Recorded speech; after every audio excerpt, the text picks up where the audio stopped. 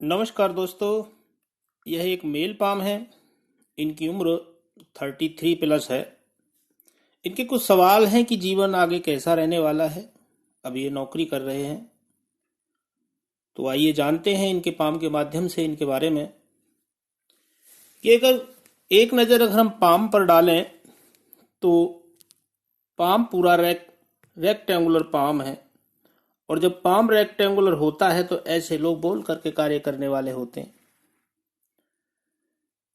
और ज़्यादातर ऐसे लोग नौकरी करने वाले ही होते हैं, क्योंकि हाथ में थोड़ा सा यहाँ गड्ढा नुमा भी है, तो ऐसे लोग व्यापार क्षेत्र में ज़्यादा सफलताएं हासिल नहीं कर पाते हैं।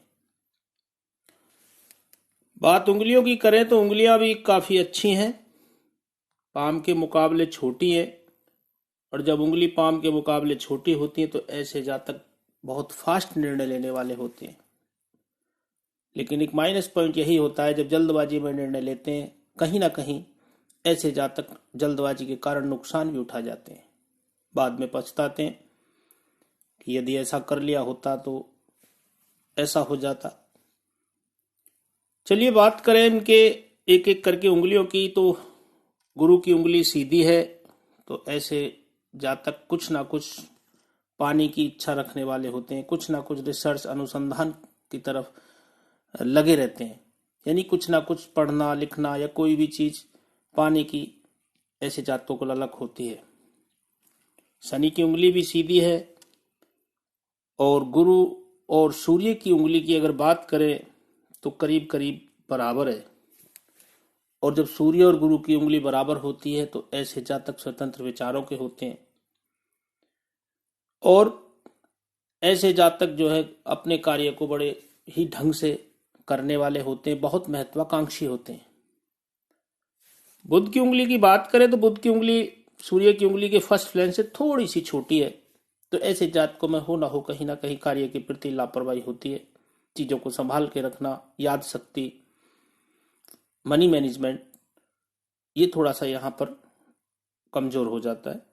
बाकी बुध की उंगली ठीक है, फर्स्ट फ्लैंज काफी लंबा है, तो ऐसे जातक चातुर्य बुद्धि के होते हैं, नुकीला भी है। तो हो ना हो किसी भी माध्यम से अपने कार्य का निकालने के माहिर होते हैं, अपने काम को आसानी से निकाल लेते हैं। अंगूठे की बात करें तो अंगूठा काफी सशक्त है और अंगूठा पतला है, नुकीला भी है, तो ऐसे जातक बुद्धिमान होते हैं।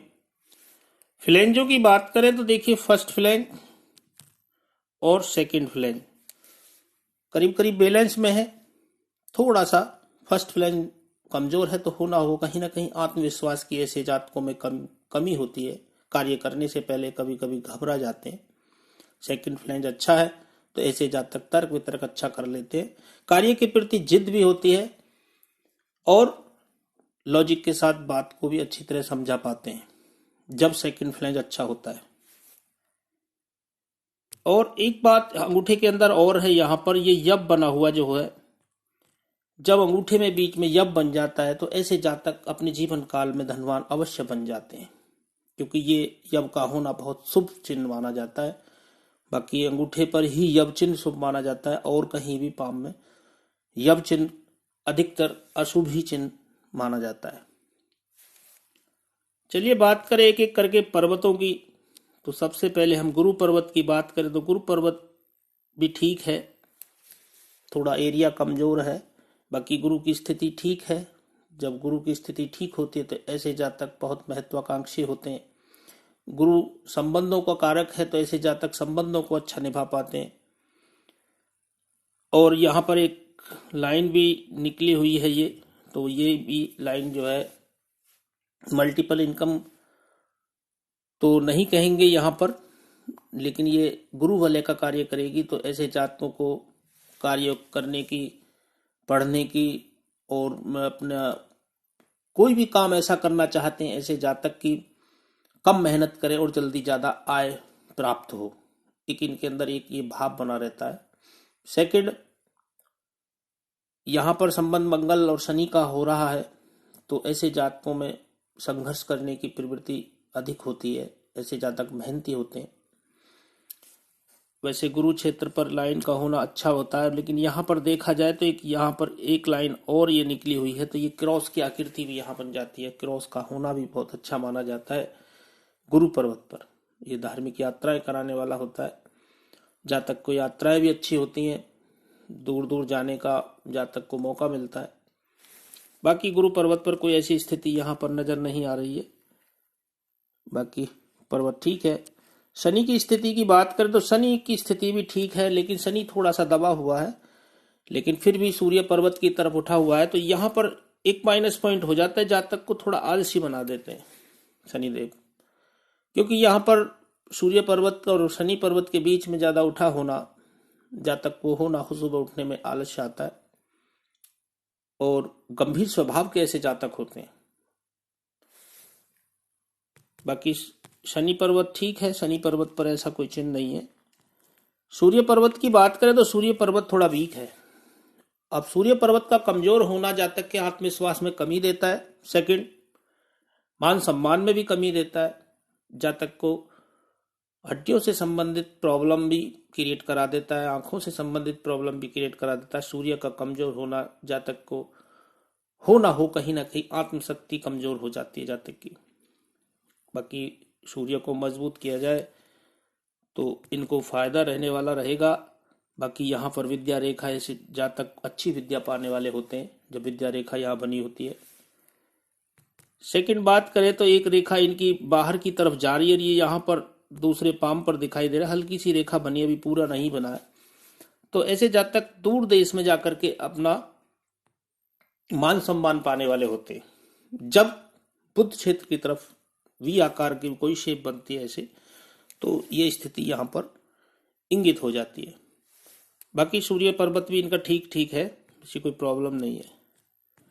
बुध क्षेत्र की बात करें तो बुध क्षेत्र काफी अच्छा है, काफी एरिया है, तो ऐसे जातकों की वाणी अच्छी होती है, सुंदर होते हैं ऐसे जातक, एक दो भाषाओं के जानकार होते हैं, गणितज्ञ होते हैं। और जब इस पर खड़ी खड़ी लाइनें बन जाएं हल्की हल्की भी, तो ऐसे जातक जो है आम लोगों से अच्छे समृद्ध होते हैं। ऐसे लोगों का जीवन जो है आम लोगों से अच्छा रहने वाला होता है। तो ये बुध क्षेत्र बहुत अच्छा है, बुध की स्थिति काफी अच्छी है इनकी। वैसे एक लाइन इनकी काफी यहाँ पर बड़ी भी बनी हुई है, तो ऐसे जातक कोई डिग्री लेने वाले भी होते हैं, कोई ना कोई। तो वैसे ये नौकरी कर रहे हैं, बीटेक करे हुए हैं, तो डिग्री तो इनके पास है ही। चलिए बात करें अब इनके बाहरी मंगल की, तो बाहरी मंगल भी इनका अच्छा है, काफी बड़ा एरिया में है, बैलेंस में भी है। तो ऐसे जातक जल्दी से किसी को मित्र नहीं बना पाते हैं, जल्दी से नहीं खुल पाते हैं किसी के सामने, पहले चेक करते हैं उसके बाद धीरे धीरे खुलते हैं।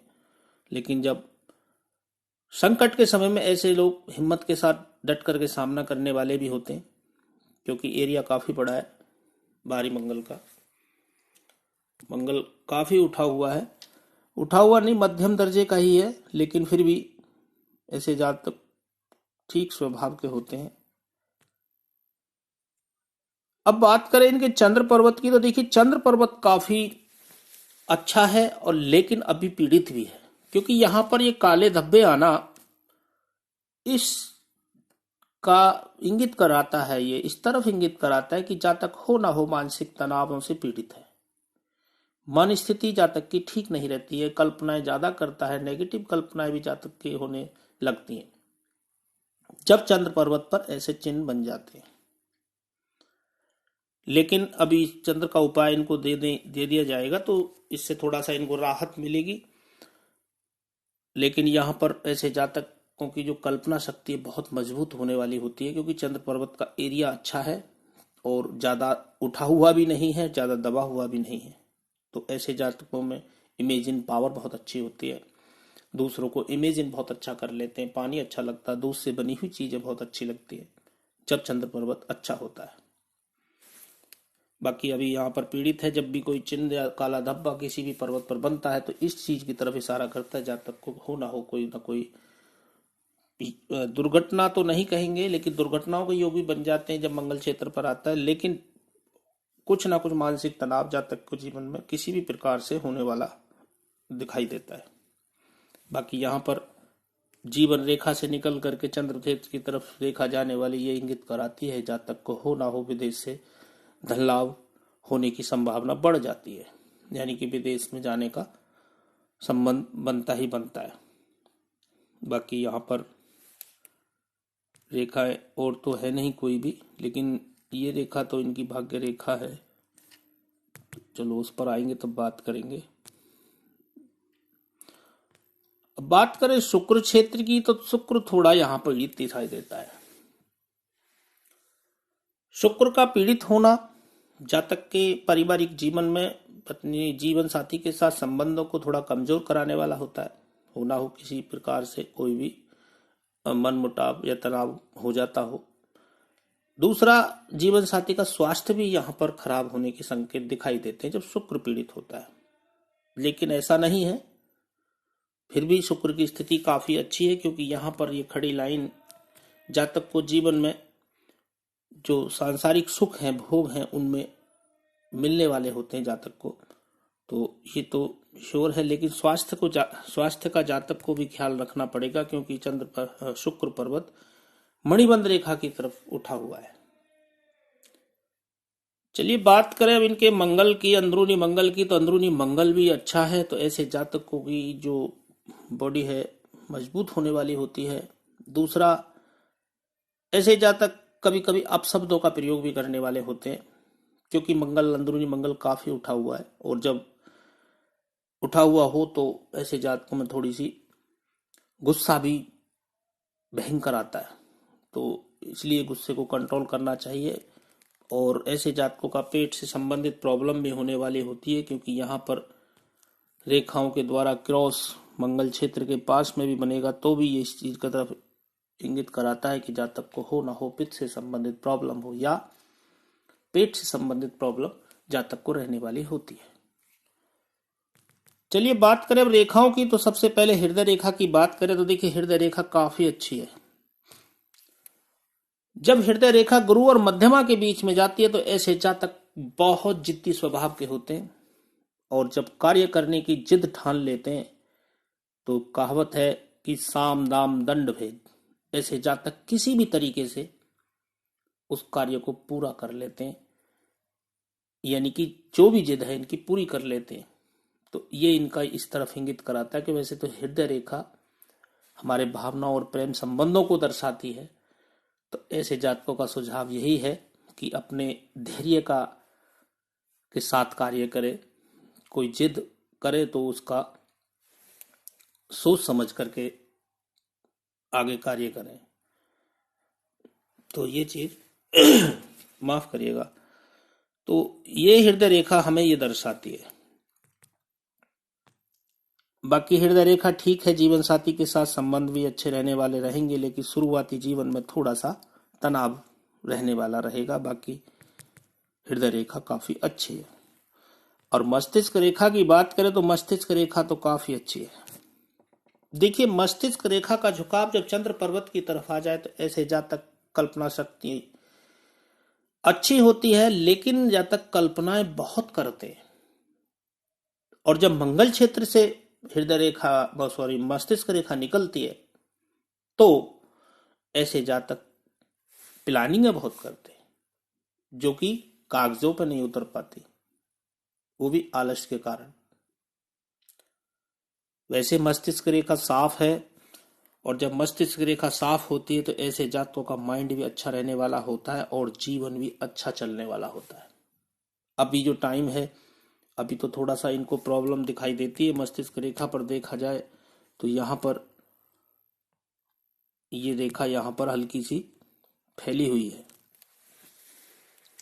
और हल्की सी रेखा भी फैल जाए या डॉट भी बन जाए तो हो ना हो कोई ना कोई मानसिक तनाव या किसी भी तरीके की प्रॉब्लम जीवन में, परिवार में, उसके लेकर के जातक कहीं ना कहीं डिस्टरबेंस रहता है।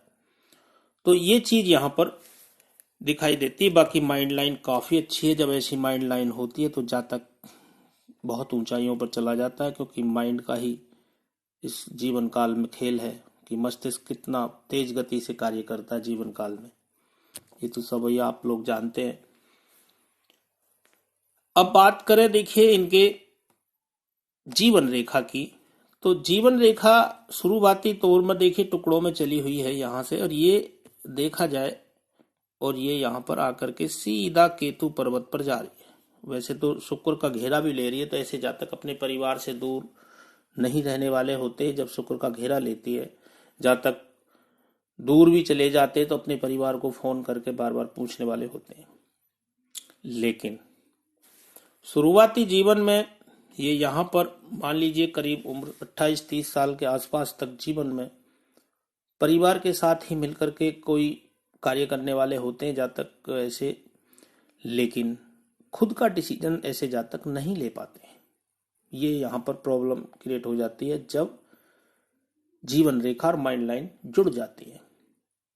लेकिन जातक का स्वास्थ्य भी पिछली बाल्यावस्था में कमजोर रहने वाला रहा होगा, क्योंकि यहाँ पर जीवन रेखा स्पष्ट नहीं है, तो स्वास्थ्य थोड़ा पीड़ित रहा होगा।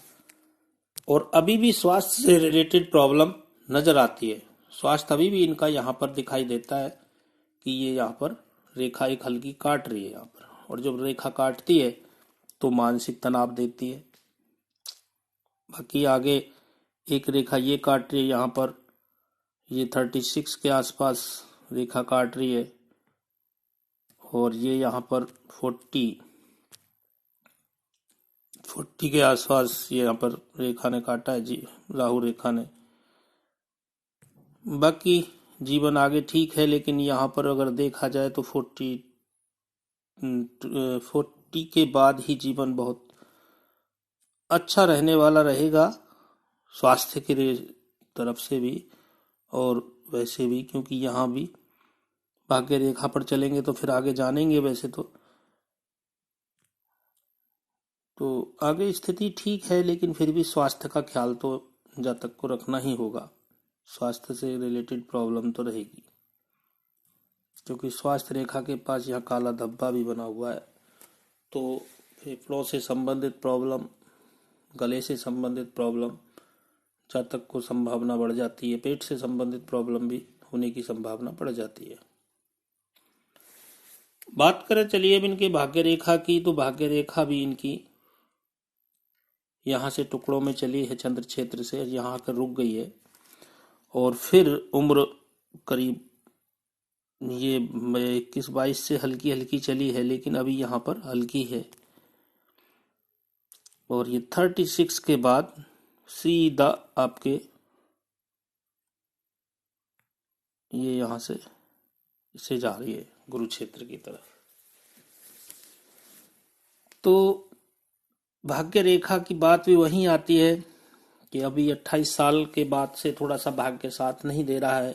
36-38 के बाद भाग्य साथ देने वाला रहेगा, और आगे कोई ना कोई आप मैनेजमेंट का कार्य करने वाले होंगे, यानी कि बैठ करके कार्य करने वाले आपको जीवन में होगा, और धन की स्थिति भी ठीक रहेगी।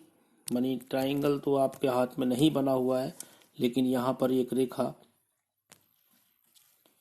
ये शुक्र क्षेत्र से रेखा निकल रही है, ये जातक को थोड़ी सी प्रॉब्लम कराती है, थोड़ा कामुक प्रवृत्ति बना देती है। जब शुक्र क्षेत्र से यहाँ पर क्रॉस की स्थिति भी बन जाती है जीवन रेखा पर, तो जातक को अपने भावनाओं को, अपने संबंधों को ठीक रखना होगा।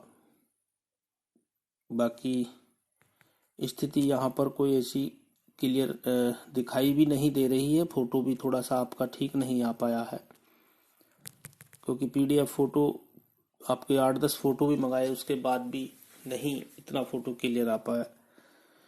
देखिए हाथ की स्थिति आपकी काफी अच्छी है। कुल बात यही है कि आपके जीवन में अभी थोड़ा सा मानसिक तनाव है, तो आप चंद्र का और सूर्य का उपाय करिए, और राहु का भी थोड़ा उपाय आपको करना होगा। बाकी जीवन आपका मस्तिष्क रेखा अच्छी है, तो जीवन में ज्यादा परेशानियां आपको नहीं रहेंगी। जीवन काल में सारी परेशानियां आसानी से आप परेशानियों से निकल जाएंगे। आशा करता हूं आपकी समझ में आया होगा। वीडियो अच्छा लगे तो लाइक करें, शेयर करें, ताकि और लोगों को भी थोड़ा जानकारी मिल जाए इन चीज़ों की, और आपका मुझ तक पार पहुंचाने के लिए चैनल को सब्सक्राइब जरूर करें। धन्यवाद।